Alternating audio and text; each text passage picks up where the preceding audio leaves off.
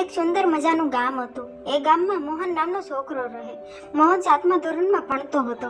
ભણવામાં તે મધ્યમ હતો, પણ તોફાનમાં અને ચોરી કરવામાં પહેલા નંબરે આવે. કોઈ પણ વિદ્યાર્થીની કોઈ પણ વસ્તુ ખોવાઈ જાય તો મોહનનું જ નામ આપે અને ખરેખર તેની પાસેથી વસ્તુ મળે પણ ખરી. રિસેસમાં પણ તેની કોઈ ને કોઈ વિદ્યાર્થી ફરિયાદ લઈને આવે જ. આ શાળામાં મહેશ નામના નવા સાહેબ આવ્યા. થોડા સમય સુધી તેમણે મોહનના વર્તનનો અભ્યાસ કર્યો. સાહેબે મન નક્કી કર્યું કે મોહનને મારે સુધારી દેવો છે, અને એ પણ તેને ખબર ન પડે એ રીતે. આ માટે મહેશ સાહેબે એક યુક્તિ વિચારી. એક દિવસ પીરિયડ પૂરો થયો એટલે પછી તે 10 રૂપિયાની નોટ ટેબલ ઉપર મૂકીને ચાલ્યા ગયા. રિસેસના સમયે મોહને એ નોટ પોતાના ખિસ્સામાં કોઈ ન જોઈ તેમ મૂકી દીધી. રિસેસ પછી પાછો મહેશ સાહેબનો જ પીરિયડ હતો. મહેશ સાહેબે મોહનને ઊભો કર્યો અને ક્લાસ વચ્ચે કહ્યું કે મારી 10 રૂપિયાની નોટ ટેબલ ઉપર રહી ગઈ હતી.